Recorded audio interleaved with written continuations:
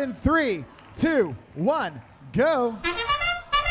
And here we go, folks. Autonomous action here in qualification match 49. Multiple centerline dashes from these robots. 604 picking one up, the winners of the Milstein division. Sending up one shot.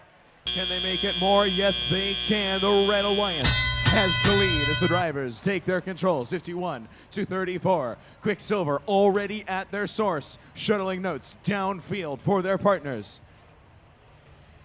71-57 also looking towards the source. 94-42 note stuck on top of them. Can they clear that? Trying to slam into as many objects as they can to clear the note that's stuck atop their robot as 34-78 and 604 both send in shots for this Red Alliance, pulling them further ahead. 80-33 also sending a shot downfield as Lambot play cleanup for this Red Alliance. 68-42. Blue Alliance is amplified but finds no notes around them.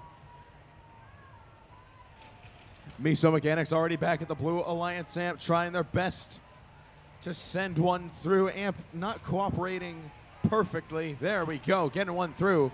75-43, Red Alliance still amplified. Lambot stealing a note from the Red Alliance source. Some heads-up driving from our Mexican friends. Quicksilver sending another note downfield, make that 2. But it lands in the hands of a field reset volunteer. 80-33, Highlander Robotics. Ooh, a hard hit turns there. I have been told to inform you guys that it was not the radio. I promise.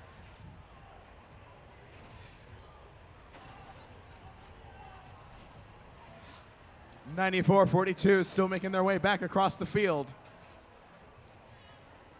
as they send up a shot for this Blue Alliance. That could be an amplified shot. It was. 71-57 seems to be having some technical difficulties as they play defense against 604.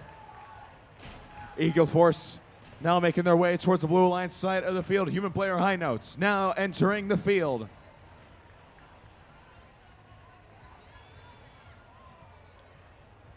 We got 3 seconds left. 94-42 trying to go up for the Blue Alliance. So was 604, but it seemed no one was up. We'll have your official results in just a moment.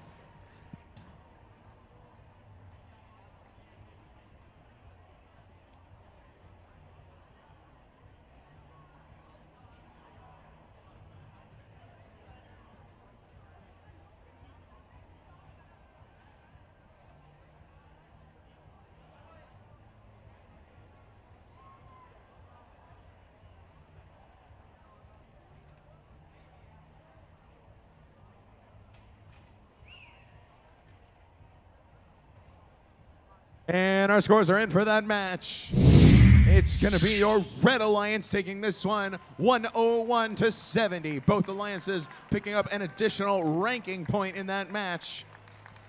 RSN, what?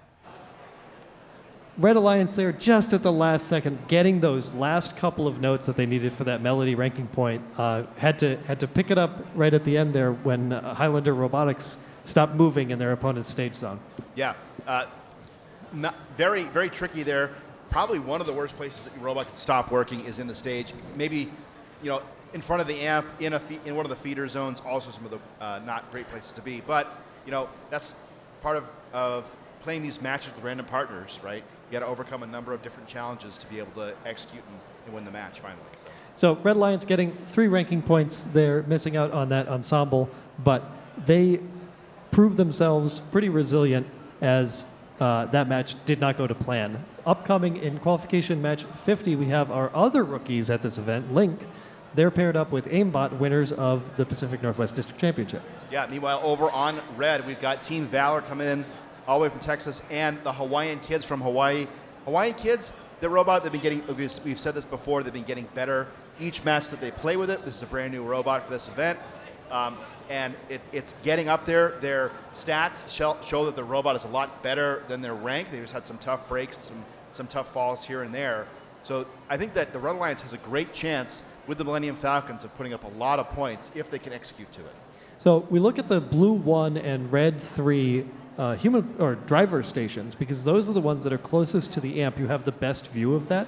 So it might be that Link and Hawaiian Kids are going to be matching up against each other as the cleanup bots in this match, but that most of these robots can play more than one position, so we might see that change before the match, and I might just be wrong. Yeah. I might be over-indexing to the concept of being able to drive like right in front of your player station is a good thing. Well, maybe I'm a moron. I mean, it's an important thing, but as these teams get more practice just doing it and playing from different stations, if you want to be a top-ranked team, you have to be able to play the best game no matter where your station is, because that's something that's totally out of your control. You never get to pick it in qualifications.